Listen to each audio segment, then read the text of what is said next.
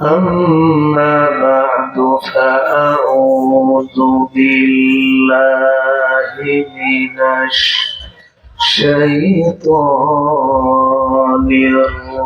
الرجيم. بسم الله الرحمن الرحيم.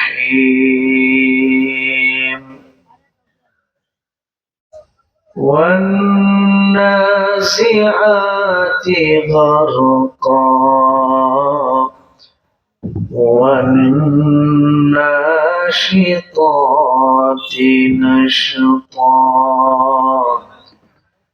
والسابحات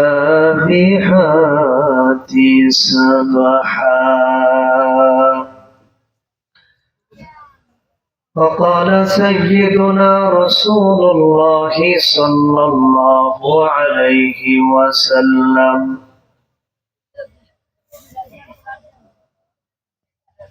البركة مع أكابركم، أو كما قال النبي صلى الله عليه وسلم.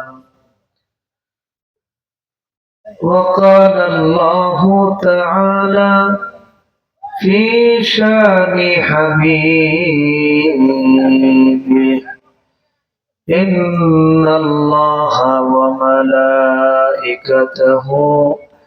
يصلون على النبي يا أيها الذين آمنوا صلوا عليه وسلموا تسليما.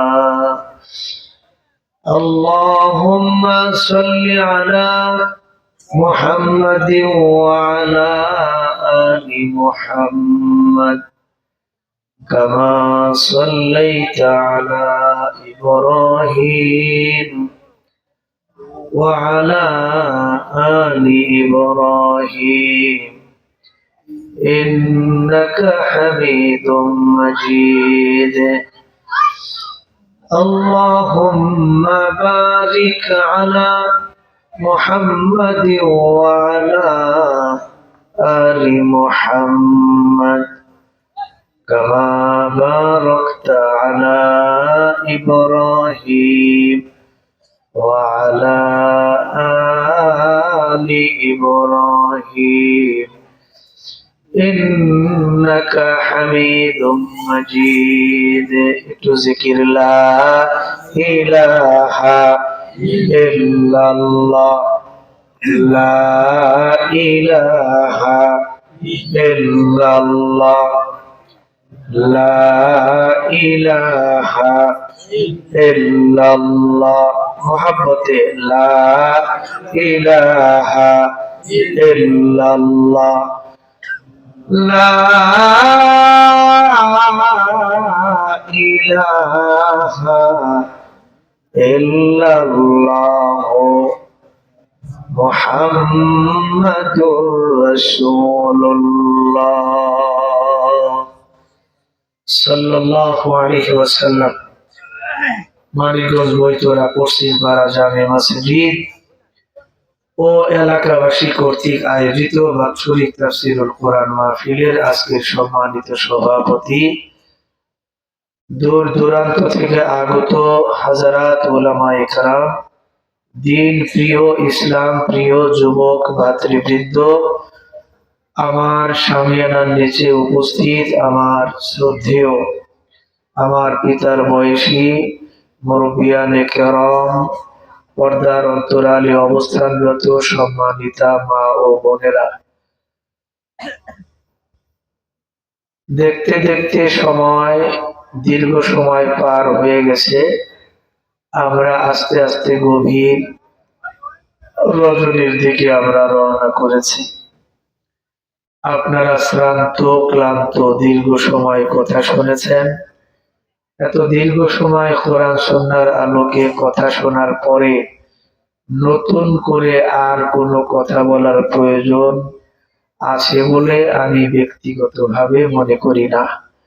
তারপরেও আপনারা মানিকগঞ্জের মানুষ, আমি আপনাদের সন্তান, মানিকগঞ্জের ছেলে। বহু আশা করে আপনাদের এখানে আগমন করেছি কোরআন এবং সুন্নাহের আলোকে সামান্য কিছু কথা উপহার দেওয়ার জন্য। তো রাত্র গভীর হতে চলছে, আস্তে আস্তে আপনাদের ধৈর্যচ্যুতি ঘটবে। আমি দীর্ঘ সময় আলোচনা করে আপনার ধৈর্য নষ্ট করব না। আপনারা যদি সাড়া দেন, সামান্য সময় জাগ্রত থাকে, খুব অল্প সময় গুরুত্বপূর্ণ কিছু কথা ইনশাআল্লাহুল আজিজ আমি আল্লাহর কোরআন এবং রাসূল করিম সাল্লাল্লাহু আলাইহি ওয়াসাল্লামের সুন্নাহর আলোকে আপনাদের সামনে আলোকপাত করব ইনশাআল্লাহ সুবহানাহু ওয়া তাআলা। একটু সকলেই বলি আলহামদুলিল্লাহ। একটু জবান খুলে পড়েন আলহামদুলিল্লাহ। একটু দুই হাত তোলেন দেখি, আমার সাথে তোলেন। মাশাআল্লাহ। হ্যাঁ, একটু নাড়া দিয়ে দেন তো দেখি। মাশাআল্লাহ। হাতটাতে একটু, হ্যাঁ, অনেকের কষ্ট হইতেছে। হ্যাঁ, এমনি নরমালি একটু নাড়া দিয়ে দেন। তোলেন, হাত তোলেন, বলেন নারায়ে তাকবীর। মাশাআল্লাহ। বলেন আল্লাহু আকবার। আর একটু জোরে বলেন লিল্লাহি তাকবীর। আল্লাহু আকবার। আলহামদুলিল্লাহ। হাত নামান। আপনারা শ্রোতা মণ্ডলী খুব অল্প, কিন্তু অল্প শ্রোতা মণ্ডলী হলেও আমাদের এই মাহফিলকে ঘিরে উপস্থিত রয়েছেন কমপক্ষে 70,000 রহমতের ফেরেশতা। সুবহানাল্লাহ। একটু পড়েন সুবহানাল্লাহ। তাহলে আমরা আছি মনে করেন 100, আর আমাদের সাথে শ্রোতা হিসাবে আছে আর কতজন? 70,000। এই কারণে শ্রোতার সংখ্যা কিন্তু কম নয়, অনেক শ্রোতা এখানে আছে। সব শ্রোতাকে আমরা দেখি না। এর বাহিরে আরো একটা জাতি আছে, ওই জাতিকে আল্লাহ সুবহানাহু ওয়া তাআলা আগুন দিয়ে বানাইছেন। ওই জাতির নাম হলো কোন জাতি? জিন জাতি। একটু জোরে বলেন না, কোন জাতি? জিন জাতি। ওরাও আছে এখানে। আলহামদুলিল্লাহ পড়েন সবাই। তাহলে আমরা শ্রোতা কম হইলাম কোথায়? হ্যাঁ, একেবারে কম না, আমরাও অনেক। একটু মাশাআল্লাহ পড়েন, আর একটু জোরে পড়েন আলহামদুলিল্লাহ। আমার আপনার পিয়ারা নবী সরকারে দু আলম আশরাফুল আম্বিয়া মুহাম্মদুর রাসূলুল্লাহ সাল্লাল্লাহু আলাইহি ওয়াসাল্লাম এইভাবে আলোকপাত করতেছিলেন। শত শত সাহাবায়ে কেরাম উপস্থিত হয়েছেন। জায়গা নাই, ময়দানে জায়গা নাই। আমার আপনার নবী আল্লাহর কোরআন থেকে কথা বলছেন। নবীজির পাক জবানে কোরআন শোনার জন্য, কোরআনুল কারীমের অমীয় বাণী শ্রবণ করার জন্য শত শত সাহাবায়ে কেরাম, হাজার হাজার সাহাবায়ে কেরাম আজকে সমবেত হয়েছেন। আল্লাহর পয়গম্বরের আলোচনা চলছে দীর্ঘ সময়। এমন সময় পয়গম্বর লক্ষ্য করলেন, ওই তো কিছুক্ষণ পূর্বে একজন যুবক সাহাবী এসে দাঁড়াইছে। ময়দানে জায়গা নাই, বসার মতো কোনো পরিবেশ নাই, পরিস্থিতি নাই। আমার নবীর চোখ কিন্তু, নজর কিন্তু এড়ায় নাই। দেখলেন একজন যুবক সাহাবী আসছে। আমার আপনার পয়গম্বর নিজের দেহ মোবারকের মধ্যে একটা চাদর ছিল। পয়গম্বর চাদরখানা খুলে ওই যুবক সাহাবীর দিকে এইভাবে নিক্ষেপ করেছেন। নিক্ষেপ করে যুবক সাহাবীকে ডাইকা কয়, ও যুবক সাহাবী, আমি আমার গায়ের চাদরখানা তোমাকে বিছানোর জন্য দিয়া দিলাম। সুবহানাল্লাহ। আর একটু জোরে পড়ে। ওই সাহাবী আল্লাহর পয়গম্বরের চাদরখানা লইয়া একবার চুমো খায়, আর একবার মুখে লাগায়। আল্লাহর পয়গম্বরের চাদর, আপনারা কি বলেন, এই চাদর কি কদমের নিচে রাখা যায়? একটু জোরে বলেন যায়? আল্লাহর পয়গম্বরের চাদর তো চুমু খাওয়া যায়, আল্লাহর পয়গম্বরের চাদর তো চেহারায় লাগানো যায়, আল্লাহর পয়গম্বরের চাদর তো মাথার উপরে রাখা যায়, কিন্তু পয়গম্বর মুহাম্মদুর রাসূলুল্লাহর গায়ের চাদর তো কখনো আমার আপনার কদমের নিচে যাইতে পারে না। জোরে বলেন ঠিক কিনা? আমার আপনার নবীর প্রতিটা সাহাবী তারা ছিলেন এক একজন আশিকে রাসূল। এরাই ছিলেন সত্যিকার অর্থে রাসূলের আশিক। আমার আপনার পয়গম্বরের প্রেমিক ছিল সাহাবায়ে কেরাম। আমার দেশেও তো আমার নবীর আশিক আছে। দিনের বেলায় বিড়ি খায়, রাতের বেলায় মাদক সেবন করে, আবার সেই মানুষটাও নাকি মুহাম্মদুর রাসূলুল্লাহকে ভালোবাসে। নবীজি বলেন, ধোঁকাবাজ, প্রতারক, তোর মতো প্রতারক আশিকের আমি মুহাম্মদুর রাসূলুল্লাহর কোনো প্রয়োজন নাই। জোরে কোন ঠিক কিনা? রাসূলের আশিক যদি নিজেকে কেউ দাবি করে, আল্লাহর প্রতিটা আইন, মুহাম্মদুর রাসূলুল্লাহর প্রতিটা সুন্নাতের পাগল থাকবে ওই ব্যক্তি। প্রত্যেকটা কদমে কদমে সে মুহাম্মদুর রাসূলুল্লাহর আদর্শ খুঁজবে। নবী কিভাবে খাইতেন আমি সেইভাবে খাবো, প্রিয় নবী কেমন করে লোকমা তুলতেন আমি লোকমাটা সেইভাবে বানাবো। মুহাম্মদুর রাসূলুল্লাহ সাল্লাল্লাহু আলাইহি ওয়াসাল্লাম কেমন পোশাক পরতেন আমি ঠিক ওই মাপের একটা পোশাক বানায়া পরবো, কারণ আমি তো মুহাম্মদুর রাসূলুল্লাহ সাল্লাল্লাহু আলাইহি ওয়াসাল্লামের একজন আশিক। জোরে বল সুবহানাল্লাহ। আমার আপনার নবী মুহাম্মদ সাল্লাল্লাহু আলাইহি ওয়াসাল্লাম একদিন হঠাৎ করে বললেন, মাতা আলকা আহবাবি, আমার বন্ধুদের সাথে আমার কবে মুলাকাত হবে? সুবহানাল্লাহ কোন, একটু জোরে কোন না সুবহানাল্লাহ। আমার কথা কি বুঝতে আপনাদের অসুবিধা হয়? দেখেন নবীজি কত সুন্দর কথা বলছেন। মদিনা টাওয়ার থেকে মুহাম্মদুর রাসূলুল্লাহ মেসেজ দিচ্ছেন, মাতা আলকা আহবাবি, কয় আমার বন্ধুদের সাথে আমার কবে সাক্ষাৎ হবে? সাহাবায়ে কেরাম জিজ্ঞাসা করলেন, আলাসনা আহবাবাকা ইয়া রাসূলুল্লাহ, ও পয়গম্বর আমরা কি আপনার বন্ধু নই? আমরা কি আপনার প্রিয় নই?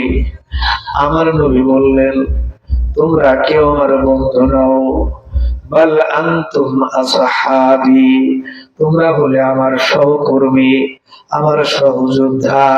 আমি তো তোমাদের কথা বলি নাই, আমি বলেছি আমার এই বন্ধুদের কথা, যেই বন্ধুগুলা এমন এক সময় আসবে যখন আমি মুহাম্মদুর রাসূলুল্লাহ সাল্লাল্লাহু আলাইহি ওয়াসাল্লাম এই পৃথিবীর জমিনে থাকবো না, কিন্তু ওই সময় ওই মানুষগুলা পৃথিবীতে আগমন করে আমি মুহাম্মদুর রাসূলুল্লাহর সুন্নতকে তারা আঁকড়ে ধরবে, আমি মুহাম্মদুর রাসূলুল্লাহর আদর্শকে তারা খুঁজে খুঁজে বের করে নিজের জীবনে বাস্তবায়ন করবে। ওই মানুষগুলা হলো আমি মুহাম্মদুর রাসূলুল্লাহর বন্ধু। জোরে জোরে বলুন সুবহানাল্লাহ। ভাই আমার, আজকে আপনারা যারা মাথায় টুপি পরিধান করেছেন, বলুন এই টুপি পরা কার সুন্নত? নবী। জোরে বলেন না কার? একটু জোরে বলেন না কার? ওই যে চেহারার মধ্যে দাড়ি দেখা যায়, এই দাড়ি কার সুন্নত? বলেন না কার সুন্নত? দৈনিক 5 বেলা নামাজ, কদম ফেলতে ফেলতে আল্লাহর ঘর মসজিদে যান, এটা তো মুহাম্মদুর রাসূলুল্লাহর আদর্শ। কথা কোন ঠিক না? আমার আপনার মায়েরা, আমার আপনার বোনেরা সকালবেলা উঠে কোরআন পড়ে। ও বন্ধু, আমার আপনার মায়েরা বোনেরা তারা শরিয়া পর্দা করে, এগুলো তো মুহাম্মদুর রাসূলুল্লাহর আদর্শ। জোরে বলেন ঠিক কি ঠিক না? আজকে আমাদের সোনার ছেলেরা চাইলে চাঁদাবাজি করতে পারে, চাইলে মিথ্যা বলতে পারে, চাইলে মাদক সেবন করতে পারে, চাইলে নারীদেরকে ইফতিজিং করতে পারে, কিন্তু না, ওই যুবক আজকে ইফতিজিং বন্ধ করে দিয়েছে। তার জবানের মধ্যে আল্লাহ তাআলার জিকির, মুহাম্মাদুর রাসূলুল্লাহর আদর্শের ফিকির, আল্লাহর রাসূল সাল্লাল্লাহু আলাইহি ওয়াসাল্লামের ভালোবাসায় এই যুবক পাগল হইয়া চেহারার মধ্যে দাড়ি রেখে দিছে। এই যুবক মাথার মধ্যে টুপি পরিধান করছে। এই বৃদ্ধ মানুষটা সারা দিন বসে বসে তাস খেলতো, সারা দিন বসে বসে লুডো খেলে সময় নষ্ট করত। এই বৃদ্ধ মানুষটা সারা দিন টেলিভিশনের সামনে বসে বসে পরনারীর নাচ গান দেখে দাইয়ুসের দোষে দোষান্বিত ছিল। আজকে সেও মানুষটাও আজকে তওবা ইস্তিগফার করে মুহাম্মাদুর রাসূলুল্লাহর আদর্শের পাগল হয়ে গেছে গা। আল্লাহর রাসূল বলেন, এই মানুষগুলা আর কেউ নয়, এই মানুষগুলাই কিন্তু আমি মুহাম্মাদুর রাসূলুল্লাহ সাল্লাল্লাহু আলাইহি ওয়াসাল্লামের প্রিয় বন্ধু।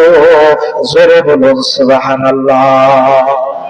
আরেকটু জোরে কর, আরেকটু জোরে বলেন আল্লাহু আকবার। আমরা নবীজির বন্ধু হইতে রাজি আছি না ইনশাআল্লাহ? কারা কারা রাজি? একটু লিল্লাহি তাকবীর। আল্লাহ কবুল করেন, সকলেই বলুন আমিন। আরেকটু জোরে বলুন আমিন। বাহ! ওই যুবক নবীজিকে বললেন, ইয়া রাসূলুল্লাহ আকরামাকাল্লাহু কামা আকরামতানি, আপনি যেমনি ভাবে আমি একজন যুবককে চাদর দিয়ে সম্মানিত করেছেন, আল্লাহও যেন অনুরূপ ভাবে আপনাকে সম্মানিত করেন। জোরে বলুন সুবহানাল্লাহ। তাইলে কি বোঝা যায়? আমার সমাজে যারা যুবক, এই যুবক মানুষগুলোর সম্মান আমার আপনার নবী করেছেন কিনা? জোরে বলেন, করছেন না? একটু কথা বলেন, করছেন কি করেন নাই? এই তো নবী একটু আগে সম্মান করলেন। তাহলে যুবকদেরকেও আমার আপনার নবী কি করছে? ভালোবাসছেন, সম্মান করেছেন। অপর দিক থেকে যেই বৃদ্ধ মানুষগুলা এখানে বসে আছে দেখেন, এই যে দাড়িগুলা পাইকে গেছে, চুলগুলা পাইকে গেছে, এই মানুষগুলাকে এখন আপনার সংসারের ভারী বোঝা মনে হয়। দাদুগুলা বেশি বোঝা মনে হয়, নানুগুলা বেশি বোঝা মনে হয়, বৃদ্ধ বাবা মা এখন সন্তানের কাছে বোঝা মনে হয়। যেই পিতামাতা নিজের শরীরের ঘামকে পানি করে, নিজের রক্তকে পানি করে, নিজের জীবনের উপার্জিত অর্জনকে কখনো টাকাকে টাকা মনে করে নাই, সমস্ত অর্থ সম্পত্তি গুলা নিজের সন্তানের কদমে ব্যয় করে করে ডাক্তার ইঞ্জিনিয়ার বানাইছে, সন্তানকে আমেরিকার মাটিতে পড়াশোনা করায়া ব্যারিস্টার বানায়া দেশে নিয়ে আসছে। এখন সেই ব্যারিস্টার ঢাকা সিটিতে 10 তলা বিল্ডিং করছে। ওই বিল্ডিং এর মধ্যে বন্ধুর জায়গা হয়, শ্বশুর বাড়ির লোকদের জায়গা হয়, বান্ধবীদের জায়গা হয়, দেশের জনগণের জায়গা হয়, কিন্তু ওই 10 তলা বিল্ডিং এর মধ্যে বৃদ্ধ পিতা মাতার জায়গা হয় না। যেরকম ঠিক কিনা?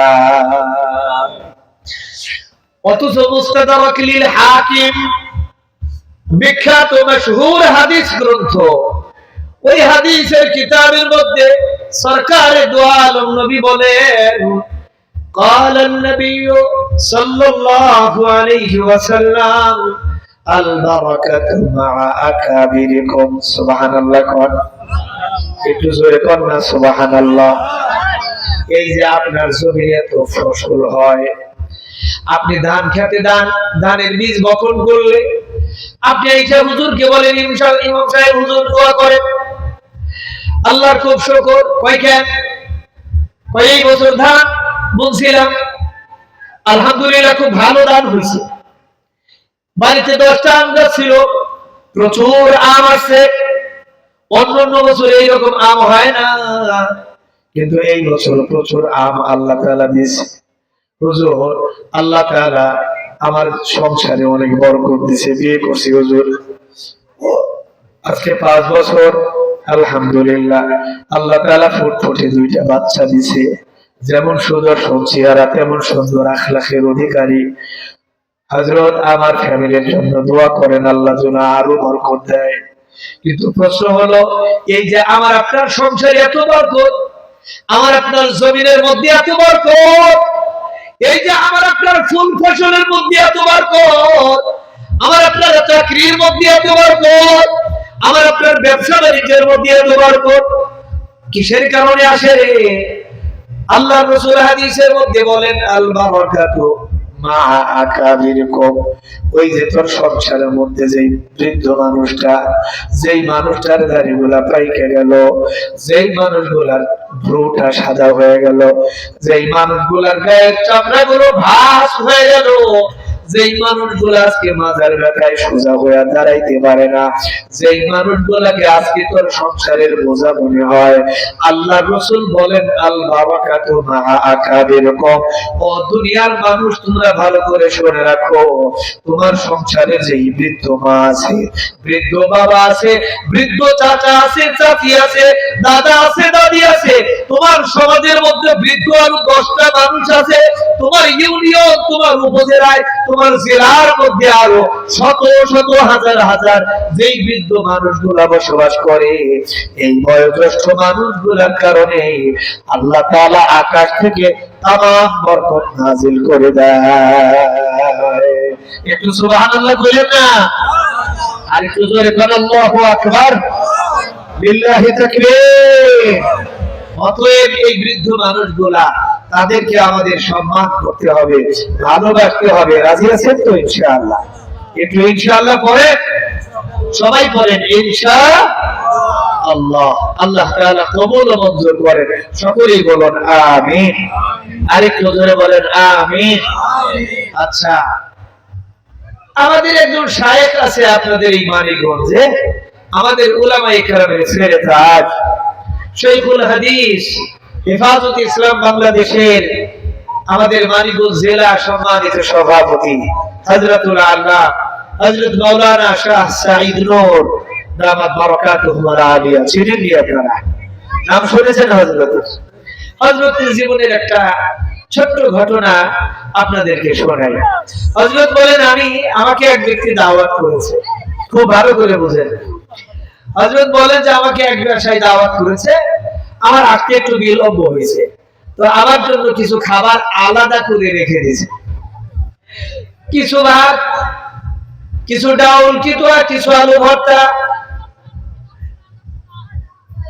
সাথে কিছু গরুর গোশত, এটাও আমার জন্য আলাদা করে রেখে দিয়েছে। তার মানে মহব্বত যে কম করছে বিষয়টা তা না, মহব্বতের বেলায় কোনো ঘাটতি ছিল না। কিন্তু হযরত বলেন, আমার চোখের সামনে খাবার নিয়ে আসছে, আমি খাইতে বসছি, সর্বপ্রথম আমাকে বলছে, হুজুর গরুর গোশতটা আগে খান, গোশত দিয়ে ভাতটা আগে খাইলে ভালো হয়, খান হুজুর। ঠিক আছে, আমি গোশের বাটি সামনে নিয়েছি, গোশের বাটি আমার খাবারের উপর ঢালতে না ঢালতেই দেখলাম ওই গোশের সাথে একটা ঘষির টুকরা আছে। ঘষি ছিলেন তো আপনারা? হ্যাঁ, ওটার সাথে ঘষি উড়ে আসা, ঘষির একটা টুকরা ওই গোশতের ঝোলের সাথে বিষা গোশতের মতো একাকার হয়ে রয়েছে। হুজুর বলেন যে আমি তাদেরকে বললাম যে খাবারটা দিয়ে যাক, অন্য কিছু থাকলে আমার জন্য নিয়ে আসে।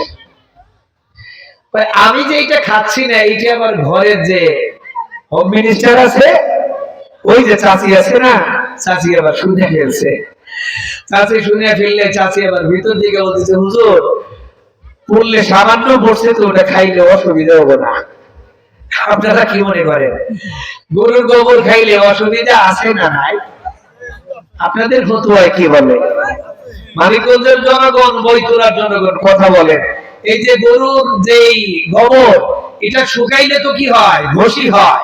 হ্যাঁ, এটা যদি পানিতে ভিজে, এটা শুকনা খাইলেও তো হারাম, এটা ভিজা খাইলেও নাকি হালাল হওয়ার কোনো সুযোগ আছে? চাচি কি বলছে যে হুজুর সামান্য পড়ছে তো খাইলে অসুবিধা নাই।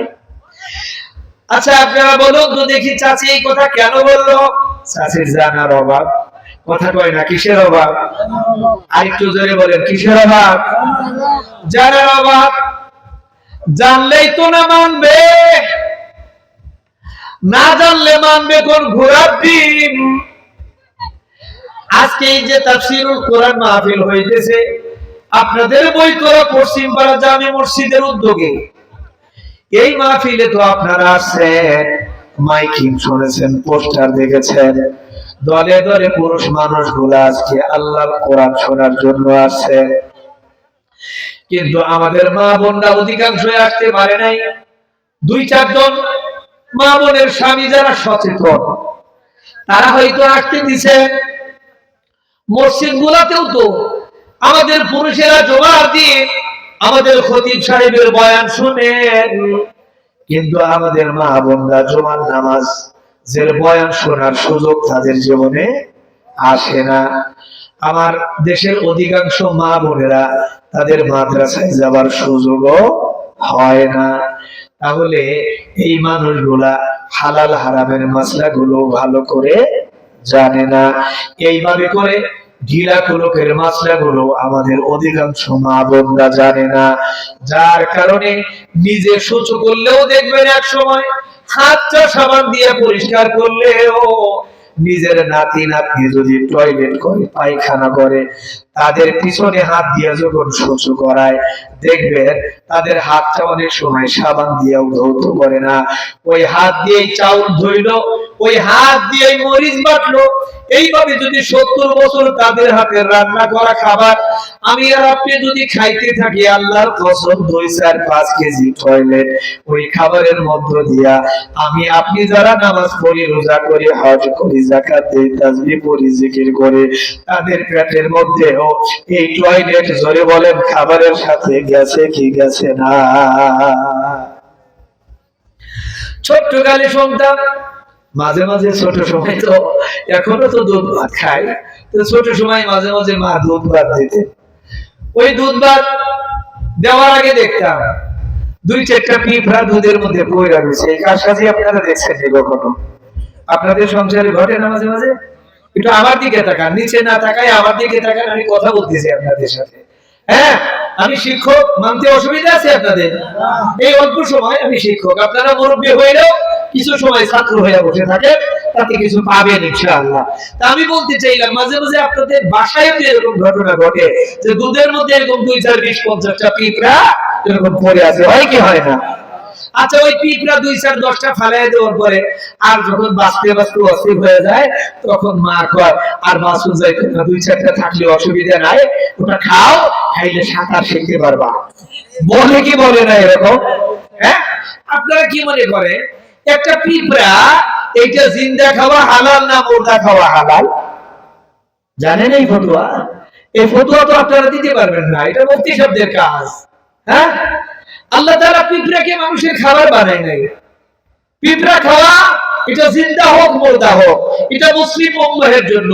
পিঁপড়া খাওয়া এটা ওই মৃত পশুর গোশত খাওয়ার মতো একই হারাম, এটা কবিরা গুনাহ।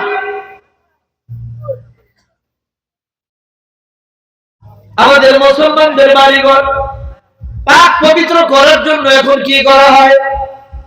গরুর গোবর দিয়ে লেপা হয়। কথা কয় না, ঠিক না? গরুর গোবর দিয়ে লেপা হয়। অথচ আমরা আমাদের পার্শ্ববর্তী যে হিন্দু বাড়িগুলো আছে, হিন্দুদের ধর্মীয় বিশ্বাস মতে গরুর গোবর এটা পাক। নাউজুবিল্লাহ কর, আজকে কইলেন একটু জোরে কর নাউজুবিল্লাহ। আপনারাও কি পাক মনে করেন? হ্যাঁ, আমি সবসময় এই ঝামেলা নিয়ে কথা বলি। আমাদের সমাজে যত ঝামেলা আছে ওইগুলো খেলে আমার চোখের সামনে পড়ে। হিন্দুদের বিধান মতে গরুর গোশত পাক, গরুর গোবর পাক। নাউজুবিল্লাহ। গরুর যে সোনা এটাও নাকি পাক। আস্তাগফিরুল্লাহ। হ্যাঁ, দুনিয়ার নাপাক জিনিস সেটাকে ওরা পাক বানায় ফেলছে। ইনারে পাক বানাতে কোনটাকে বানাবে? যাদের মাথার মধ্যে কুকুর কতবার পেশাব করলে যেই জাতিকে আল্লাহ তাআলা বানাইলো, যেই জাতিকে আকাশ বানাইলো আল্লাহ, জমিন বানাইলো আল্লাহ, আমার আমাকে আপনাকে তামাম কায়নাতকে বানিয়ে আল্লাহ, সেই আল্লাহকে সেজদা না দিয়া যারা নাকি আল্লাহর সৃষ্টিকে সেজদা দেয়, তুলসী গাছের সামনে মাথা নত করে, নদীর পানির পূজা করে, গঙ্গার পানির পূজা করে, এমনকি নিজের হাতে বানানো মূর্তি যার জীবন নাই, যার কোনো হায়াত নাই, যে নাকি মানুষকে একটা ধমক দেওয়ার যোগ্যতা রাখে না, এমন নিষ্প্রাণ নির্জীব অপদার্থ এটার পূজা যারা করে, ওই মানুষগুলা আর যাই হোক তারা অন্তত বুদ্ধিমান হতে পারে না, নির্বোধ ছাড়া এই পৃথিবীতে তারা আর কিছু হতে পারে না। এই কারণেই তো তারা গরুর গোবরকে তারা কি কয়, পাক কয়, পবিত্র কয়। অথচ এটা হলো আমাদের মানুষের পায়খানা যেরকম নাপাক, গরুর গোবরও ঠিক সেম ধরনের নাপাক। আল্লাহ তাআলা বলেন হুররিমাত আলাইকুমুল মাইতাতু ওয়াদ-দাম ওয়া লাহমুল খিনজিরি ওয়া মা উহিল্লা বিহি লিগাইরিল্লাহ। একটু জোরে বলেন লিল্লাহি তাকবীর।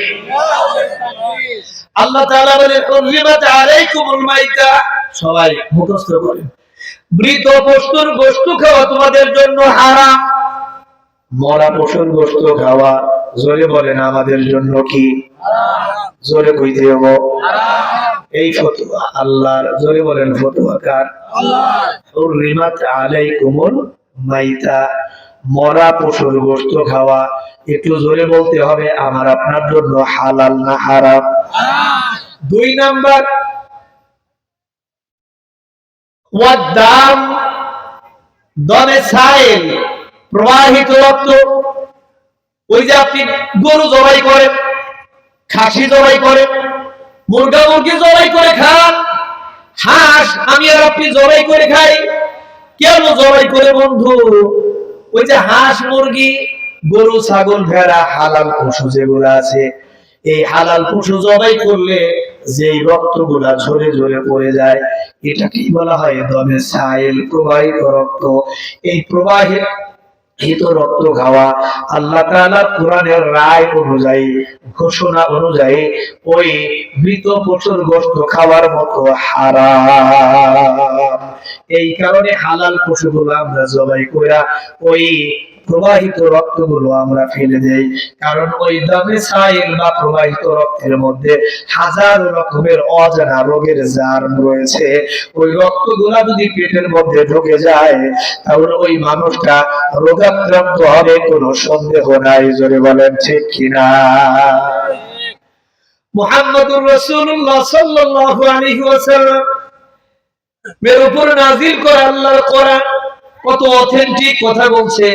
আল্লাহর কোরআন বলে ওয়ালাহমুল খিনজির, শুয়োরের গোশত খাওয়া মুসলিম উম্মাহের জন্য সবাই বলেন হালাল না হারাম? আরেকটু বলেন হারাম। আচ্ছা, শুয়োরটা যদি আমাদের মক্কা শরীফের ইমামকে দাওয়াত কইরা যদি আমরা 2000 বার বিসমিল্লাহি আল্লাহু আকবার বলে শুয়োর জবাই করি, তাহলে তো হালাল হয়ে যাবে? তাইলেও হালাল হবে না। হ্যাঁ, তার মানে এতটাই হারাম। পৃথিবীতে এই একটা প্রাণী আছে এরকম, এই এতটাই জঘন্য, এতটাই খারাপ, এর গোশত নাপাক, এর হাড্ডি নাপাক, এর মুখের লালা নাপাক, এর পশম নাপাক, এর A to Z সব নাপাক। এটাকে জবাই করার পরে এর চামড়া যদি লবণ দিয়ে প্রসেসিং করেন, এরপরে রোদের মধ্যে যদি শুকান, সব পশুর চামড়া হালাল হয়ে যাব। এমনকি কুকুরের চামড়াও যদি আপনি কি করেন, লবণ দিয়ে দাবাঘাত করে যদি শুকাইতে পারেন, সেটাও পাক হয়ে যায়। কিন্তু শুয়োরের চামড়া এটা কখনো কি হবে না, পাক হওয়ার সুযোগ নাই। কিন্তু আল্লাহ তাআলা বলেন, কি বলেন? আল্লাহ তাআলা বলেন এই পৃথিবীতে এমন কিছু মানুষ আছে যেই মানুষগুলা ওয়ালাহুম আযানুন লা ইয়াসমাউনা বিহা, যারা শুনে ও আল্লাহর কোরআনের কথা, আল্লাহর রাসূলের কথা শুনেও যারা না শোনার ভান করে। ওয়ালাহুম আ'য়ুনুন লা ইউবসিরুনা বিহা, আল্লাহ তাআলার অসংখ্য অগণিত কুদরতকে দেখে আল্লাহকে চিনার পরেও যারা নাকি না দেখার ভান করে, না চিনার ভান করে, আল্লাহ তাআলা বলেন উলাইকা কাল আনআম, এরা হলো চার পায়া জানোয়ারের মতো, বালহুম আদাল্লুন, শুধু চার পায়া জানোয়ার নয়, এরা হলো এই শুয়োরের চাইতেও আরো নিকৃষ্ট এবং বাজে। জোরে কন্যা হুজুরিল্লাহ। আমাদের সমাজে এই কোয়ালিটির কিছু মানুষ আছে না? জয় বলেন, আছে কি নাই? আছে। দেখবেন মানুষের মতো হাত আছে, চোখ আছে, মুখ আছে, সব কিছু থাকার পরেও ওই মানুষগুলা মিথ্যা কথা কয়।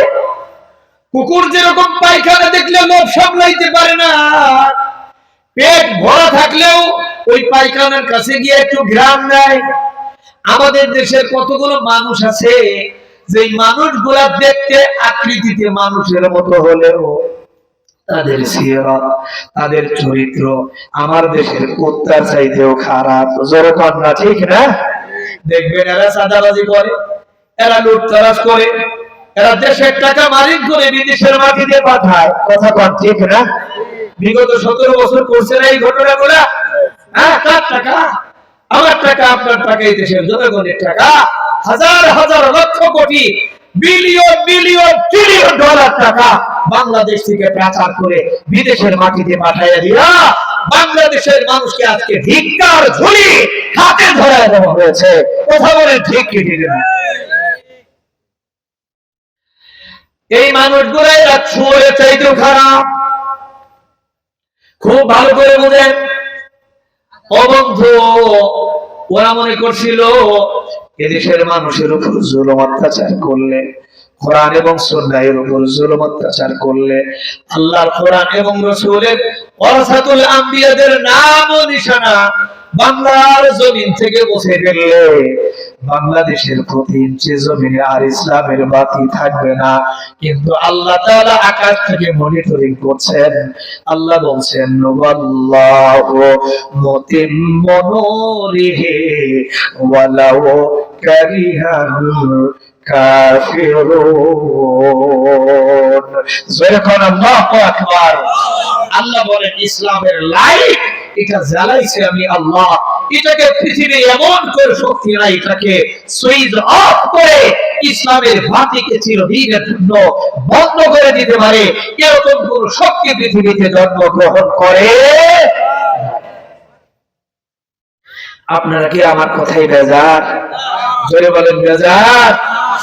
আলোচনা আর দীর্ঘ নয়, আমি আপনাদেরকে একটা কথা জিজ্ঞাসা করতে চাই, সকলেই বলবেন একসাথে।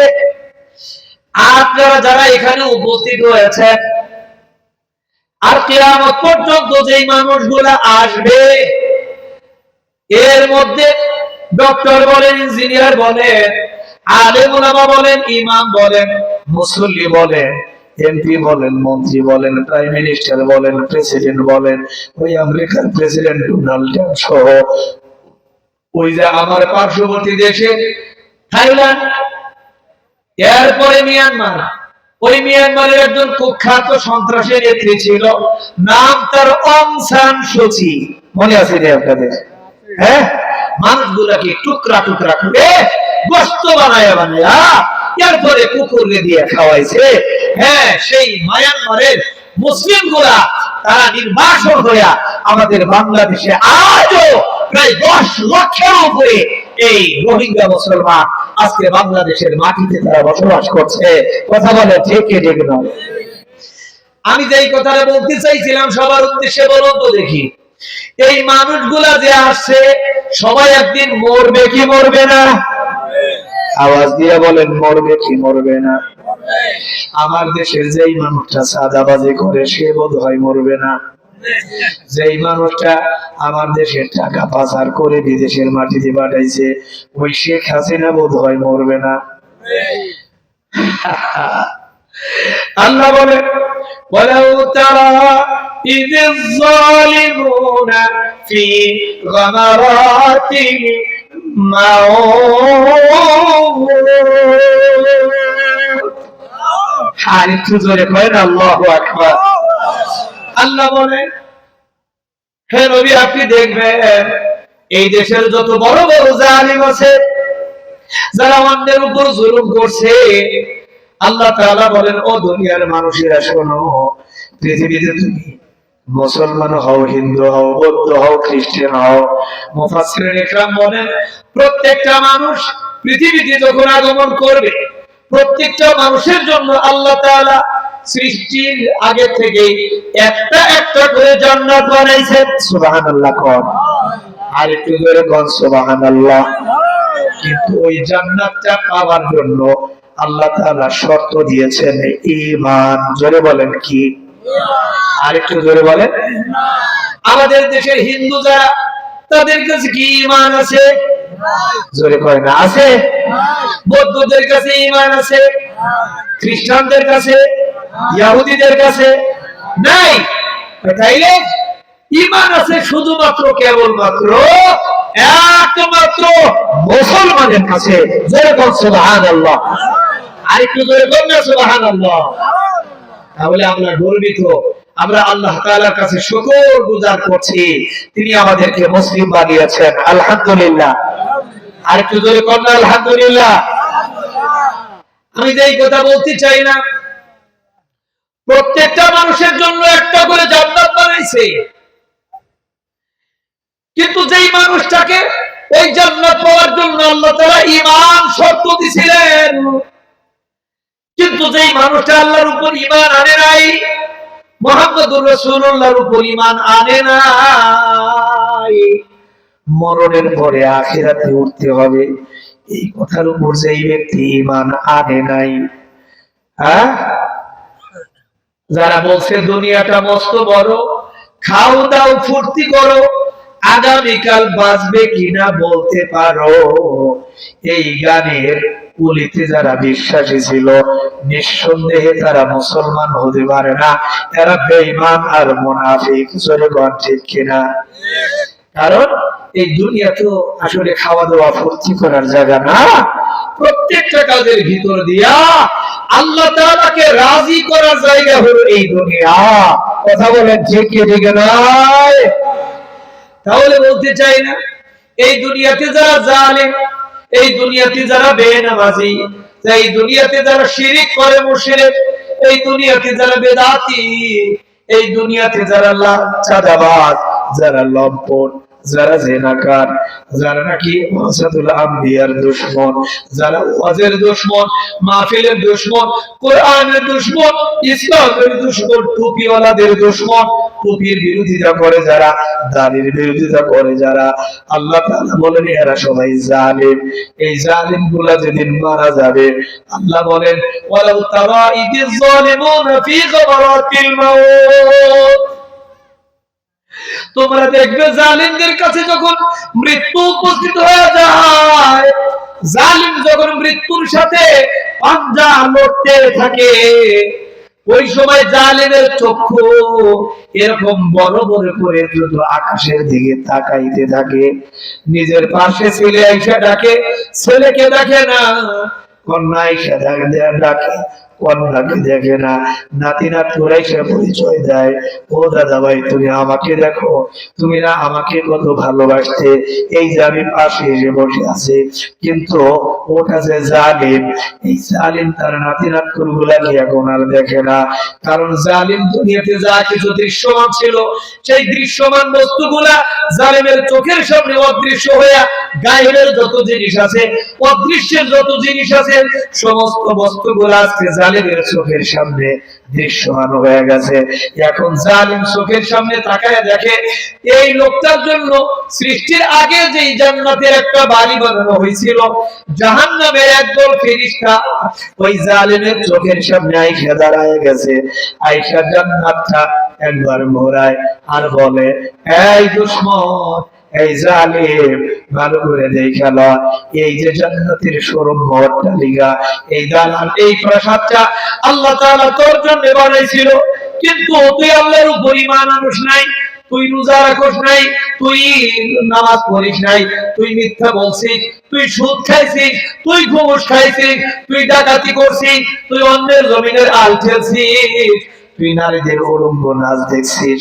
এইভাবে করে আল্লাহর জমিনে আল্লাহর হাওয়া বাতাস খায়া, আল্লাহর দেওয়া রিজিক খায়া, আল্লাহর দেওয়া নিয়ামত খায়া তুই প্রতি কদমে কদমে আল্লাহ তাআলার বিরুদ্ধে অবস্থান নিছিস। এই কারণে তোর নামে বরাদ্দকৃত জান্নাতের যে সুন্দর বাড়িটা আল্লাহ তাআলা এটা ডিলিট করে তোর জন্য এই যে নতুন করে জাহান্নামের দাও দাও করা আগুন ভরা, সাপ বিচ্ছু দিয়ে ভরা, জাতকুন বৃক্ষের ডাকা দিয়ে ভরা। আল্লাহর ফেরেশতারা এসে বলবে, দেখ এই যে জাহান্নামের বিভীষিকাময় কষ্ট দিয়া পরিপূর্ণ একটা বাড়ি, এই বাড়িটা আল্লাহ তাআলা তোর মতো জাহান্নামের জন্য নির্ধারণ করে ফেলছে। একটু জোরে জোরে বলেন নাউজুবিল্লাহ।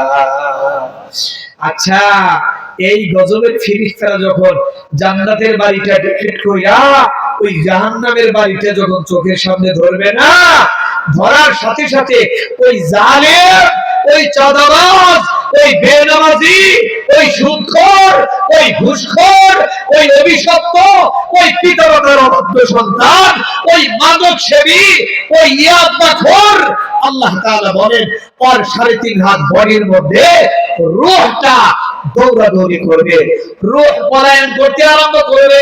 রূহ একবার হাতের মধ্যে গিয়ে পালাবে, আর একবার পায়ের মধ্যে গিয়ে পালাবে, আর একবার চোখের মধ্যে গিয়ে পালাবে, আর একবার ব্রেনের সেলের মধ্যে গিয়ে রূহটা পালাবে। কিন্তু পালাইলে কি হবে? আইনামা তাকুনু ইউদরিকুমুল মাউত ওয়ালাউ কুনতুম ফি বুরুজিন মুশাইয়াদা। একটু জোরে বলুন আল্লাহু আকবার। মরণ থেকে যতই পালাও মরণ তোমায় লইবে গিরি, যদিও শুধু আকাশ পানে পালাও সেথায় লাগিয়ে সিঁড়ি। লা ইলাহা ইল্লাল্লাহ, লা ইলাহা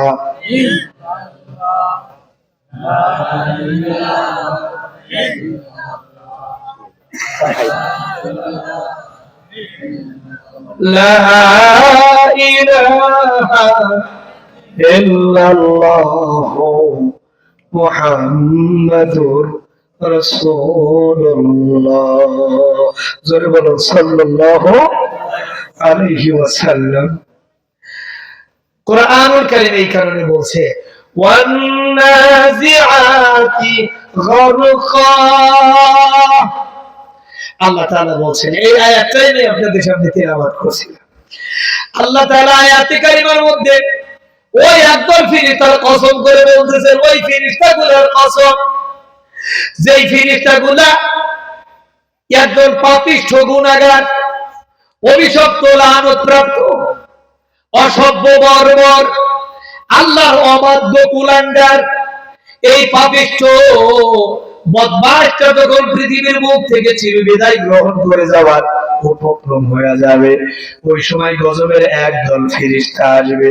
ফেরেশতা আইসা জান্নাতের বাড়ি দেখাবার পরে যখন বলবে তোর অবাধ্যতার কারণে এই জান্নাতের বাড়িতে তোর আমলনামা থেকে ডিলিট কইরা আল্লাহ তাআলা তোর জন্য এই জাহান্নামের আগুনের ভরা কষ্টদায়ক বাড়িটা বরাদ্দ করে দিয়েছে, তখন ওই মৃত সজ্জায় শায়িত জালিমের অন্তরাত্মা থরথর করে কাঁপে উঠবে। সে বলবে, আয় হায়, আয় হায়, আর একটু যদি হায়াত হয়ে যাইতাম। সেদিন সে কান্নাকাটি করবে। সে জাহান্নামের বিভীষিকাময় অগ্নি দেখা তার কলিজা টাস টাস করে চিরে যাইতে চাইবে। ওই লোকটা পলায়ন করতে যাবে, ওই লোকটার রূহটা বের হইতে যাবে না। ফেরেশতারা বলবে, আখরিজু আনফুসাকুম ওয়াল মালাইকাতু বাসিতু আইদিহিম আখরিজু আনফুসাকুম। ওই জাহান্নামের ফেরেশতারা জান কবজের সময় বলবে, এই মৃত ব্যক্তি, এই জালিমের আত্মা, তাড়াতাড়ি দেহের মধ্যে থাকিস না, তুই দেহ থেকে জলদি নিজে নিজে এসে আমার কাছে ধরা দিয়ে বেজরে পড়। নাউযুবিল্লাহ। ফেরেশতারা ধমক ছড়ে বলবে, তাড়াতাড়ি বের হয়ে আয়। কিন্তু বের যখন হবে না, মুফাসসিরুল ইকরাম বলেন, ওয়ান নাজিআতি গারকা। ওই যে তোমার সমাজে বর্ষাকাল চলে গেলে, বর্ষার সিজন চলে গেলে পুকুরের মধ্যে যখন পানি থাকে, ওই পানির ভিতরে প্রত্যেক বছর শাপলা ফুল ফোটে। শাপলা, ওই শাপলা যেই ফুল কলিগুলা ফুটে, ওই শাপলার যেই পাতাগুলো পানির উপর ভাসতে থাকে, ওই পানির নিচ দিয়ে দেখবেন লম্বা একটা দড়ির মতো একটা ওই পুকুরের নিচ পর্যন্ত, তলদেশ পর্যন্ত ঝুলন্ত থাকে। অনেকে সেই শাপলা ফুলের সেই লম্বা শাখাগুলো অনেকে কচুর মতো কাইটা কাইটা তরকারি বানাবার জন্য নিচের থেকে উঠে আনতে যায়। উপর থেকে টান দিলে ছেড়া যাইব বলে যিনি উঠায়, ওই উঠানেওয়ালা কি করে, ওই শাপলাগুলি তলদেশে, পানির তলদেশে ডুব দিয়া এরপরে গোড়ার থেকে ওই শাপলার যেই ডালপালা আছে সেগুলো ধরে টাইনা হেসরা এরপরে উপরে যেমনি ভাবে নিয়ে আসে।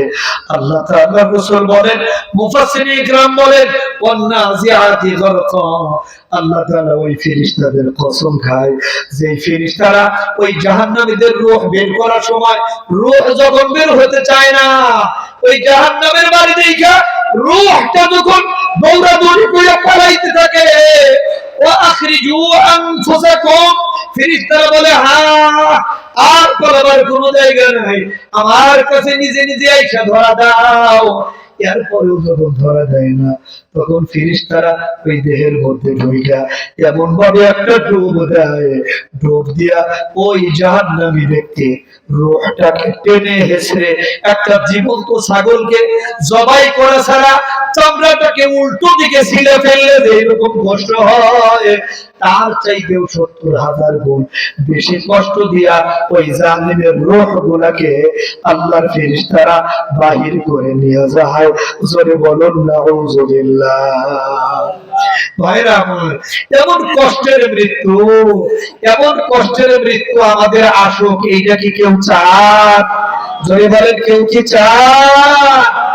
আল্লাহ তাআলা একটা কথা বলে দেখেন, ফাকাইফা ইযা তাওয়াফাতুহুমুল মালাইকাতু ইয়াদরিবুনা ওয়ুজুহাহুম ওয়া আদবারহুম।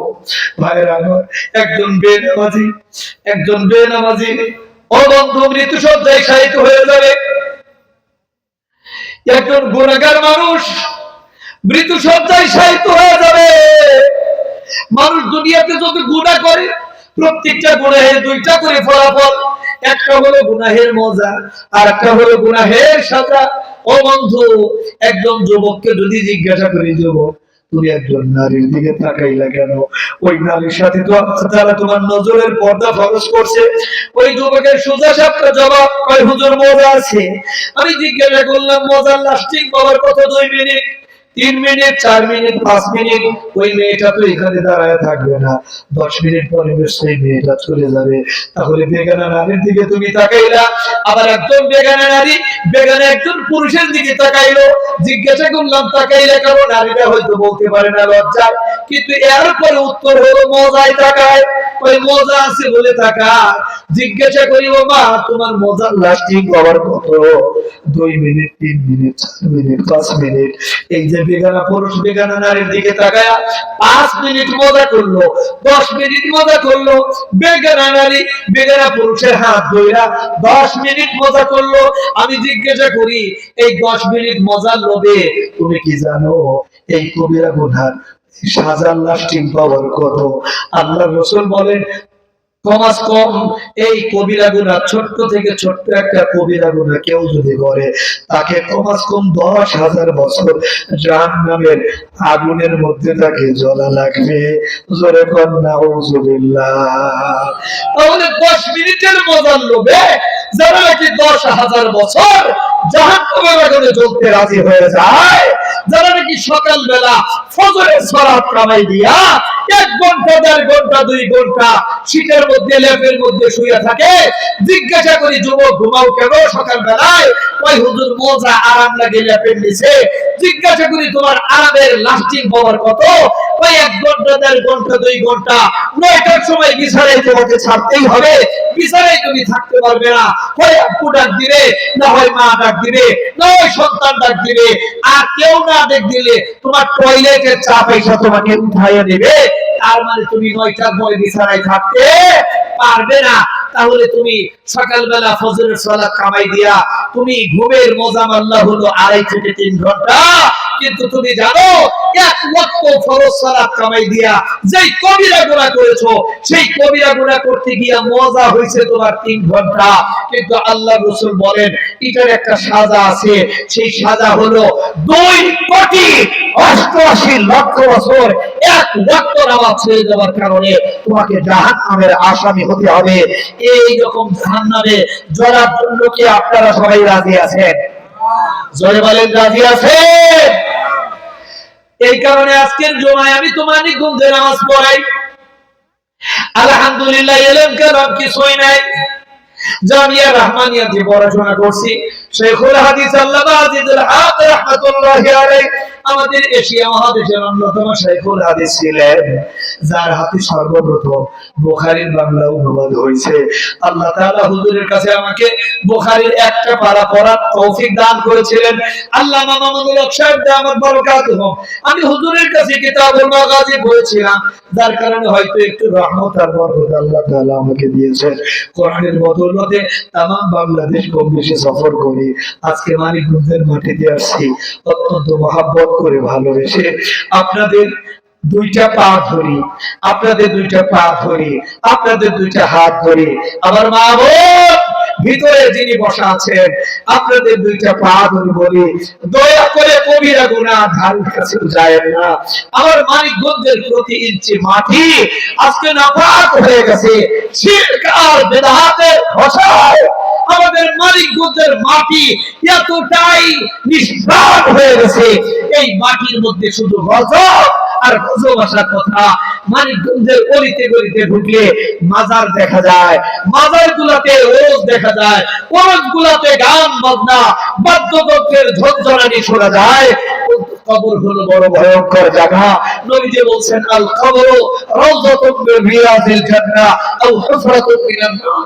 কবর হয় কারো জান্নাতের বাগান হবে, না হয় আগুনের টুকরা হয়ে যাবে।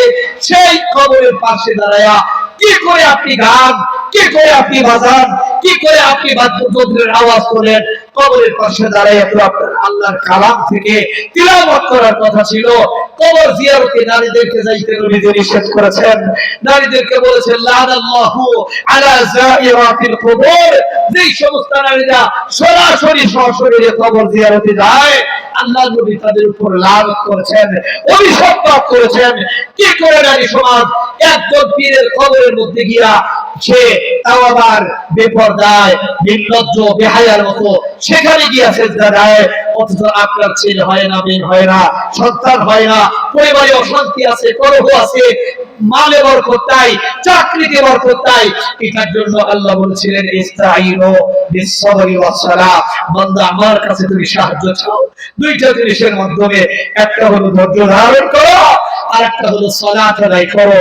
আপনি তো বিপদে পড়লে ওযু করে নামাজ পড়ে আল্লাহর কাছে বলার কথা ছিল মাওলা আমি বিপদগ্রস্ত, আজকে 20 বছর আমার একটা সন্তানের মুখ আমি দেখি না, মাওলা তুমি আমাকে একটা সন্তানের ব্যবস্থা করো। আল্লাহ জাকারিয়া আলাইহিস সালামকে তুমি বৃদ্ধ বয়সে যেরকম সন্তান দিয়েছিলে, আল্লাহ চাইলে তুমি আমাকেও দিতে পারো। আর যদি না দেন তাহলে আল্লাহ তাআলার হাওয়ালায় নিজেকে ছেড়ে দেন। তবুও নিজের ঈমানটাকে আপনি ওই কবর মাজারে সিজদা দিয়া নিজের ঈমানটাকে আপনি নষ্ট করবেন না দোস্ত, নষ্ট করবেন না। রাখবেন মুহাম্মদুর রাসূলুল্লাহ উনি আমার আপনার একমাত্র প্রিয় পাত্র। উনাকে ছাড়া, উনার আনুগত্য ছাড়া আল্লাহ তাআলাকে পাওয়া আমার আপনার কারো জন্য সম্ভব নয়। আসুন আমি আপনাদের সকলের জন্য দোয়া করি, আল্লাহ তাআলা আমাদের সকলকে ইসলামের উপর, ঈমানের উপর, কোরআনের উপর আমাদেরকে প্রতিষ্ঠিত থাকার তৌফিক দান করেন। সকলে বলুন আমিন। আরেকটু জোরে বলেন আমিন। তো দোস্ত আমার আমি আর আলোচনা বাড়াবো না, ইনশাআল্লাহ দোয়া করে দেবো। ইনশাআল্লাহ রাত্র গভীর হয়ে গেছে, এত লং টাইম, এত রাত্রে আমি বয়ান করি না। আমাকে ডাকলে বাদ ইশায় ডাকবেন, তাইলে ইনশাআল্লাহ 10:30টার মধ্যে আমার বয়ান শেষ হয়ে যাবে। ওয়াজ শুনবেন রাত ধরে, সকালবেলা ফজরের নামাজ আপনার জন্য বোঝা হয়ে যাবে। এরকম ওয়াজ সাধারণত আমি করি না, এই কারণে আমি ছাইড়া দিবার চাই ইনশাআল্লাহ। এখানে কি মসজিদ না? মসজিদ। আপনারা সবাই বলেন মসজিদটা একটু কার ঘর? একটু জোরে বলেন না কার? আর একটু জোরে বলেন কার ঘর? এটা আমরা বলি না, আল্লাহ বলেছেন ওয়ালিল্লাহি। আল্লাহ তাআলা বলেছেন যে মসজিদ, মসজিদ এটা হচ্ছে কি আল্লাহ তাআলার ঘর। ইন্না আউওয়ালা বাইতিন ওয়াদিআ লিন-নাস লাল্লাযী বিবাক্কাতা মুবারাকান ওয়া হুদাল লিল আলামিন। ও বন্ধু, এই আল্লাহর ঘর, আপনার এই বৈঠরা এলাকায় যে মসজিদ, এই মসজিদটা সাধারণ ব্যাপার না। আল্লাহ তাআলার ঘর জিয়ারত করতে অনেকেই গেছেন, আল্লাহ তাআলা আমাকেও দিছিল, দেখে আসলাম পৃথিবীর শ্রেষ্ঠতম ঘর। এই পৃথিবীটা যত বড়, এই পৃথিবীটা গোল, এর মিডল পয়েন্টে এই ঘরটা অবস্থিত। এই ঘরটা যেই বরাবর অবস্থিত, ঠিক এই বরাবর সপ্তম আসমানের উপরে আল্লাহ তাআলা একটা মসজিদ রেখেছেন। ওই মসজিদ হলো মসজিদ আল বাইতুল মামুর। ওখানে প্রত্যেকদিন সকালে 70,000, বিকালে 70,000 রহমতের ফেরেশতা প্রবেশ করে। ওইটা আবার সকালবেলা বের হয়ে যায়। আবার সকালবেলা যারা প্রবেশ করে তারা বিকালবেলা বের হয়, বিকালে যারা প্রবেশ করে সকালবেলা বের হয়ে যায়। কিয়ামত হওয়ার আগ পর্যন্ত যেই ফেরেশতা একবার ঢুকছিল, সেকেন্ড বার ওই ফেরেশতা ওই ঘরে ঢোকার আর দ্বিতীয়বার চান্স পাবে না। এত অসংখ্য অগণিত ফেরেশতা ওই বাইতুল মামুরে দৈনিক ইবাদত করে। জোরে বল সুবহানাল্লাহ, একটু জোরে বল সুবহানাল্লাহ। এই কারণে মুফাসসিরিন ইকরাম বলেন, ওই বাইতুল মামুর ঠিক বরাবর আরো উপরে আল্লাহ তাআলার আরশে আজিম, যে আরশে আজিমে বিরাজ করেন মহান রব্বুল আলামিন। তার মানে হইল আল্লাহ তাআলার পক্ষ থেকে যদি রহমত নাযিল হয় আরশে আজিম থেকে, ওই রহমত আগমন করে সর্বপ্রথম বাইতুল মামুরে। বাইতুল মামুর হইয়া আল্লাহর রহমত চলে আসে এই পৃথিবীর যে মিডল পয়েন্টে, ওই যে কাবা শরীফ বাইতুল্লাহ, ওখানে চলে আসে। ওখান থেকে রহমত গুলো পৃথিবীর বিভিন্ন প্রান্তে যে মসজিদ গুলো আছে, এই মসজিদ গুলাতে রহমত দৌড় দেয়।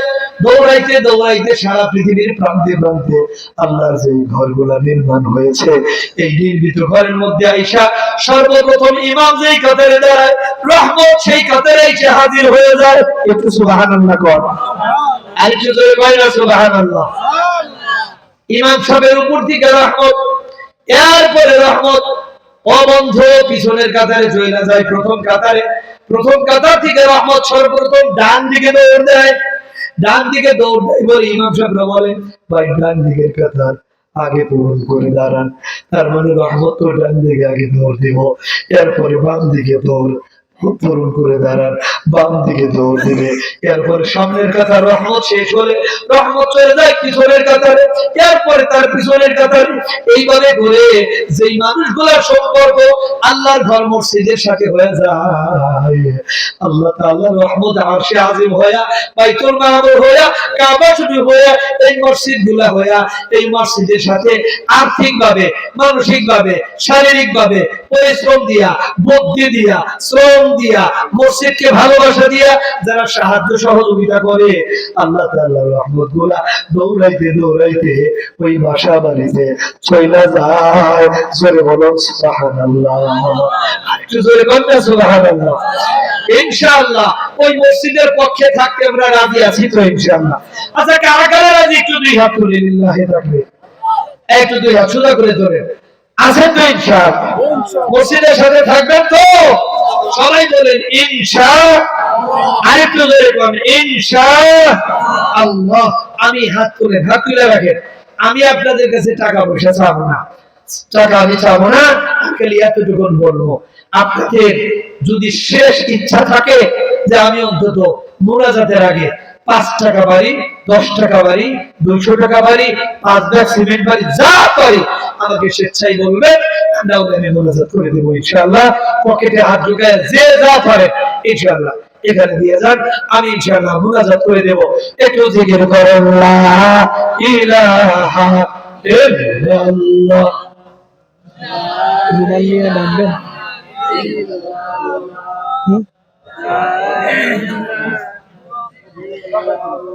একটু রুমাল নিয়ে দাঁড়ান। আলহামদুলিল্লাহ। আজকে শোনেন, এই মুহূর্তে আমার এক ভাই হাত তুলছে, একটা ভাই হাত তুলেছেন। আমি বলতে চাই একটা কথা, আল্লাযীনা ইউনফিকুনা ফিস সাররাই ওয়াদ দাররা, যারা গোপনে দান করে প্রকাশ্যে দান করে আল্লাহ তাআলা সবাইকে বাহবা দিয়েছেন, সবার প্রশংসা আল্লাহ করেছেন। তবে প্রকাশ্যে দানের চাইতে গোপনে দানের নেকিটা অনেক বেশি, অনেক বেশি নেকি। এই কারণে যারা পারে আলহামদুলিল্লাহ, আমি তাদের নাম ঘোষণা করব না, খালি চুপচাপ আমার হাতে ইনশাআল্লাহ আপনারা যতটুকু পারেন আল্লাহকে খুশি খুশি করার জন্য একটু দান করে ইনশাআল্লাহ চলে যান। আলহামদুলিল্লাহ। আর যারা প্রকাশ্যে করবেন নিয়তকে খালিস করে করবেন যে আল্লাহ আমার এই দানকে দেখে আরো আমার 10টা ভাই যেন উদ্বুদ্ধ হয়, তোমার ঘরকে যেন ভালোবাসতে পারে, তোমার রহমত যেন তাদের বাসায় চলে যায়। আলহামদুলিল্লাহ। জনাব আরিফ হুসাইন ভাই, আলহামদুলিল্লাহ। আমি মারহাবা দেব না, সবাই আল্লাহর প্রশংসা করুন, একটু জোরে বলুন আলহামদুলিল্লাহ। 4500 টাকা আল্লাহ আমার ভাইকে কবুল করেন। জনাব রাশেদ ভাই, আলহামদুলিল্লাহ 5 ব্যাগ সিমেন্ট, একটু আলহামদুলিল্লাহ সবাই করেন আলহামদুলিল্লাহ। আলহামদুলিল্লাহ। আর দুই এক ভাই, হ্যাঁ আমার এক ভাই ফিল্ডে গেছেন, যারা পারেন ওনার কাছে দিয়ে দেন, আমি ইনশাআল্লাহ এখনই দোয়া করব, আমার জন্য দোয়া করবেন ইনশাআল্লাহ। আমি তো আপনাদের এই মানিকগঞ্জের মাঠেতেই আমি জমা পড়াই, ওই যে জয়রা রোডে আতাবার বাড়ির সামনে ইসলামিক সোসাইটি মসজিদ হয়েছে, আমি ওই মসজিদের খতিব হিসাবে ওখানে আছি, আমি উতুলি কেন্দ্রীয় জামে মসজিদের ইমাম হিসাবে আছি। আমার মেশকাত পর্যন্ত একটা মাদ্রাসা আছে, ওই মাদ্রাসার প্রিন্সিপালের দায়িত্ব পালন করি। একটা হিন্দুখানা আছে, সেই হিন্দুখানার প্রিন্সিপালের দায়িত্ব পালন করি। আমার ইকরা বাংলাদেশ আইডিয়াল স্কুল আছে 5ম শ্রেণী পর্যন্ত, 350 ছাত্রছাত্রী, আলহামদুলিল্লাহ সেটার প্রতিষ্ঠাতা হিসাবে আমি আছি। আলহামদুলিল্লাহ দিনী কাজের সাথে নিজেকে জড়ায় রাখছি। আমল তো নাই, অন্তত এদেশের মানুষের সিনার ভিতরে আল্লাহর কোরআনের বেসিক যেই পাওয়ার, এই পাওয়ারটা ইনশাআল্লাহ প্রত্যেকের সিনার ভিতরে বসায় দেওয়ার একটা ফিকির নিয়ে আলহামদুলিল্লাহ ছোট্ট ছোট্ট প্রতিষ্ঠানের সাথে লেগে আছি। আপনি ইনশাআল্লাহ এগিয়ে আসুন, আল্লাহর ঘরের সাথে নিজেকে সম্পৃক্ত রাখুন, তাহলে ইনশাআল্লাহ ইনশাআল্লাহ ময়দানে মাহশারে মুহাম্মদুর রাসূলুল্লাহ কাছে থাকতে পারবেন। নবীজির যত কাছাকাছি থাকবে তত তাড়াতাড়ি শাফাআত পাবেন। নবীজির শাফাআত যিনি পাবেন অবশ্যই তিনি জাহান্নাম থেকে মুক্তি পাবেন, জান্নাতের মেহমান হবেন। আল্লাহ তাআলা আমাদের সকলকে আমল করার তৌফিক দান করে দেন। সকলেই বলুন আমিন। আরেকটু জোরে বলুন আমিন। আপনারা আশপাশে কেউ বসে না থেকে এখনই বসুন, ইনশাআল্লাহ দোয়া হবে। আপনাদের সম্মানিত ইমাম আজকে দীর্ঘ অনেক বছর যাবত এখানে আছেন, আমার স্নেহের আমাদের ভাগিনা, আলহামদুলিল্লাহ আল্লাহ তাআলা ওকে হায়াতে তাইয়্যিবা দান করেন, সুস্থ রাখেন, ভালো রাখেন। ইনশাআল্লাহ সবাই ওকে আপনারা ভালোবাসেন, মোহাব্বত করেন, আমাকে বলেছে আপনারা ওকে দেখে রাখবেন ইনশাআল্লাহ। কোন বিপদ আপদ হলে পাশে দাঁড়াবেন। হ্যাঁ, আপনাদের ইমাম মুয়াজ্জিন যারা আছে তারা আপনাদের পরিবারেরই সদস্য মনে করে তাদের বেতন গুলো যেন বাকিয়া না থাকে। আপনাদের ইমাম আপনাদের মুয়াজ্জিনের বেতন খুব অল্প, চাইলে এই জায়গাটা আপনারা সবাই বসে একটু বিবেচনা করবেন। ওয়ারাসাতুল আম্বিয়াদেরকে ভালো রাখার জন্য কেউ যদি একটু চিন্তা করে, গবেষণা করে, ফিকির করে, মুহাম্মদুর রাসূলুল্লাহ সাল্লাল্লাহু আলাইহি ওয়াসাল্লাম অবশ্যই তার আওলাদদের ভালোবাসার বিনিময়ে ওই ব্যক্তির জন্য আল্লাহর কাছে দোয়া করবেন। ইনশাআল্লাহ আপনার পরিবারেও আল্লাহ তাআলা সচ্ছলতার নিয়ামত দান করবেন। আমি জনাব সালাউদ্দিনের মা, আলহামদুলিল্লাহ মহিলা মানুষ, আমার মা, উনি 1 ব্যাগ সিমেন্ট আল্লাহর ঘর বিনির্মাণে উনি ইনশাআল্লাহ দান করবেন। আল্লাহ তাআলা এই মায়ের দানকে কবুল ও মঞ্জুর করেন। সকলেই বলুন আমিন। আরেকটু জোরে বলুন আমিন। তাই ইনশাআল্লাহ না তো আপনি করবেন, তাহলে শেষ করেন। খিচুড়ি দিয়ে দেন, কিন্তু আমি চলে যাই। খিচুড়ি না সবাই, আমার তো বাসায় যেতে হবে। জি জলদি। আলহামদুলিল্লাহ, আল্লাহ পাকের কাছে লাখো কোটি শুকরিয়া যে আল্লাহ পাক আমাদেরকে এই তাফসীরুল কোরআন মাহফিল বাৎসরিক ওয়াজ আজকের এই দিনে সুন্দরভাবে করার জন্য যে আল্লাহ পাক আমাদেরকে তৌফিক দান করেছেন, এর জন্য আল্লাহ পাকের দরবারে হাজার কোটি শুকরিয়া। কারণ আমরা আসরের আগ দিয়ে আমাদের একটা ভয় ছিল, না জানি বৃষ্টি নেমে যায়, খুব চিন্তা ছিলাম। আল্লাহর কাছে দোয়া করছে, আল্লাহ শুনছে। এই জন্য আমি হুজুরকে দোয়া করব, অনুরোধ করব অত্র এলাকার যারা দুনিয়া থেকে চলে গেছে বিশেষ করে তাদের জন্যই, তাদের রুহের মাগফিরাতে এই দোয়ার মাহফিল আমরা প্রতি বছর করে থাকি। এজন্য আপনি খাস করে দোয়া করবেন। আর আমাদের এখানে প্রায় 7টা খিচুড়ি পাকাইছি আমরা, আবারও কাছে সবাই নিয়ে যাবেন। 7টা খিচুড়িতে প্রায় 20,000 টাকার উপরে খরচ হয়েছে। আলহামদুলিল্লাহ, এলাকার সকলে অনেকে এখানে অংশগ্রহণ করছেন। আমরা সকলের জন্য দোয়া করবো, আল্লাহ সকলে দানকে কবুল করুক, সকলে বলুন আমিন। আর বিশেষ করে আমাদের তোতা মামু, ওনার ছেলে অসুস্থ ছিল, ওনার ছেলের জন্য একটা ওয়াজ মান্নত ছিল, এই জন্য ওনার সাথে ভর্তি করে বলছে উনি আজকে আমাদের হুজুরদের আপ্যায়ন এবং হুজুরদের হাত দিয়ে ওনাদের পক্ষ থেকে দিবেন। এই জন্য আমরা হুজুরের কাছে জানাবো যে রাজা নাম আর কি, ওর জন্য একটু দোয়া করবেন, আল্লাহ যেন ওকে সুস্থ করে দেয়, সকলে বলেন আমিন। সভাপতির বক্তব্যের মাধ্যমে আজকে মাহফিলের সমাপ্তি ঘটাবো।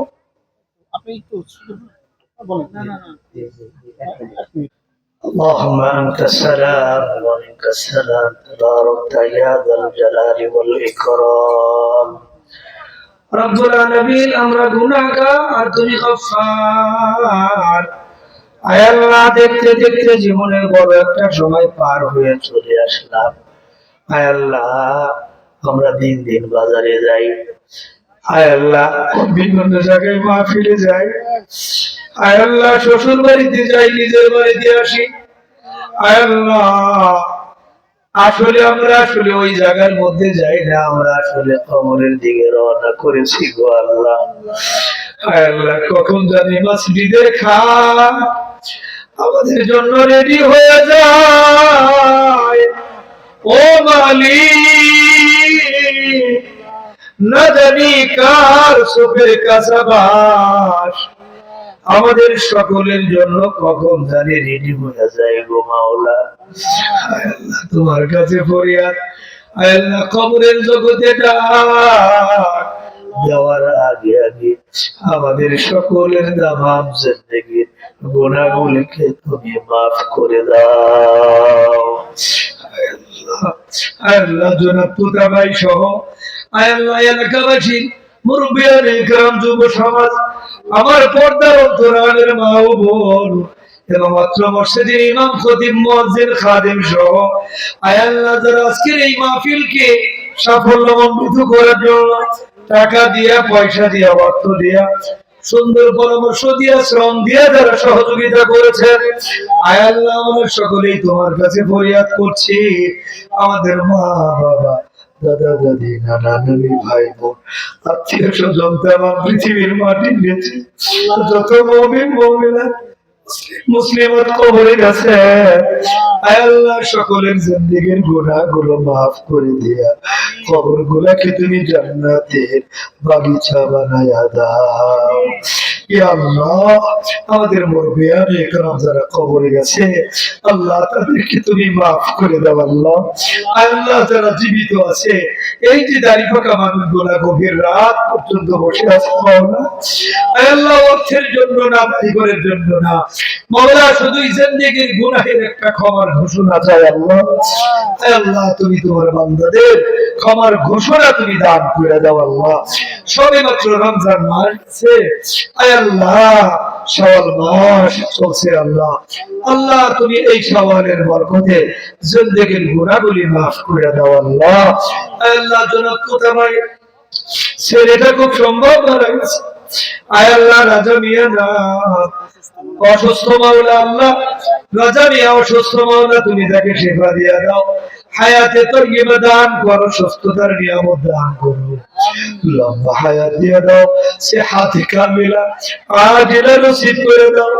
আয় আল্লাহ রাজা মিয়া ভাইকে তুমি নেক হায়াত দান করো, আয় আল্লাহ হায়াতের মধ্যে তুমি বরকত দিয়া ভরপুর করে দাও। আয় আল্লাহ ওলামা ইকরামকে আজকে যে মেহমানদারি করেছে, আয় আল্লাহ জনাব তোতা মিয়া ভাই, আয় আল্লাহ ওনাকেও তুমি সুস্থতার নিয়ামত দান করো, বয়স্ক মানুষ, আয় আল্লাহ ইমানের উপর ইস্তেকামত রাখো, গুনাহের সব কাজ থেকে আমাদেরকে তুমি হেফাজত করে নিও, 5 ওয়াক্ত নামাজ মসজিদে জামাতে পড়ার তৌফিক দিও। আজকের মাহফিলে সম্মানিত মুরব্বী সভাপতি সাহেব সহ আমার মুরব্বিয়ান ইকরাম, আরে ওলামা, যুবক ভাতৃবৃন্দ, শিশুরা এবং মা ও বোনেরা যারা হাত তুলছে, আল্লাহ তাদেরকে দেওয়ার মতো কিছু আমার কাছে নাই। আয় আল্লাহ বাড়ির দিকে কদম দেওয়ার আগে আগে জিন্দেগীর গুনাহগুলো তুমি ক্ষমা করে দাও। আয় আল্লাহ তুমি আমাদেরকে বাইতুল্লাহ জিয়ারত করার তৌফিক দিয়ে দাও আল্লাহ। আল্লাহ কোরআন থেকে আজকে যে কথাগুলো বললাম আল্লাহ তুমি নিষ্ঠার সাথে পালন করার তৌফিক দিয়ে দাও। আল্লাহ আমাদেরকে জালিমের মৃত্যু তুমি দিও না গো মাওলা, আমাদেরকে তুমি ঈমানদারের মৃত্যু দান করে দিও আল্লাহ। আল্লাহ তুমি আমাদেরকে আল্লাহ জান্নাতি ফেরেশতাদের হাতে মাওলা আমাদেরকে আমাদের নামগুলো জান্নাতীদের তালিকাভুক্ত করে দাও আল্লাহ। জাহান্নাম থেকে আমাদের সকলকে তুমি মুক্তির ব্যবস্থা করে দাও। আজকে যারা টাকা দিলেন, তোমার ঘর বিনির্মাণে যারা অংশগ্রহণ করলেন আল্লাহ, তোমার নবীজি বলছেন মান বানা লিল্লাহি মাসজিদা, আল্লাহর জন্য যারা মসজিদ ঘর বানায় বানাল্লাহু লাহু বাইতান ফিল জান্নাহ, আল্লাহ তুমি তাদের জন্য জান্নাতে একটা বাড়ি বানায়া দিবা আল্লাহ। আল্লাহ আজকে যারা টাকা দিছে, সিমেন্ট দিছে, আল্লাহ নির্মাণ সামগ্রী দান করছে, প্রত্যেকের জন্য তুমি জান্নাতে এক একটা ফ্ল্যাট বাড়ি বরাদ্দ দিয়ে দিও মাওলা। এই এলাকার অলিতে গলিতে তোমার রহমত দিয়ে তুমি ভরপুর করে দাও। আমার এই শিশুদেরকে আগামী দিনে কোরআন পড়নে ওয়ালা বানাও, জিকির করনে ওয়ালা বানাও। আল্লাহ মাদকের আগ্রাসী সবল থেকে এদেশের যুব সমাজকে তুমি রক্ষা করো আল্লাহ, বাংলাদেশকে তুমি হেফাজত করো আল্লাহ।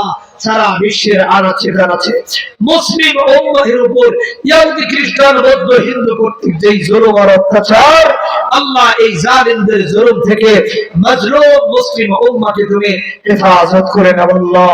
সুবহানা রাব্বিকা রাব্বিল ইজ্জাতি আম্মা ইয়াসিফুন ওয়া সালামুন আলাল মুরসালিন, আলহামদুলিল্লাহ। আমিন।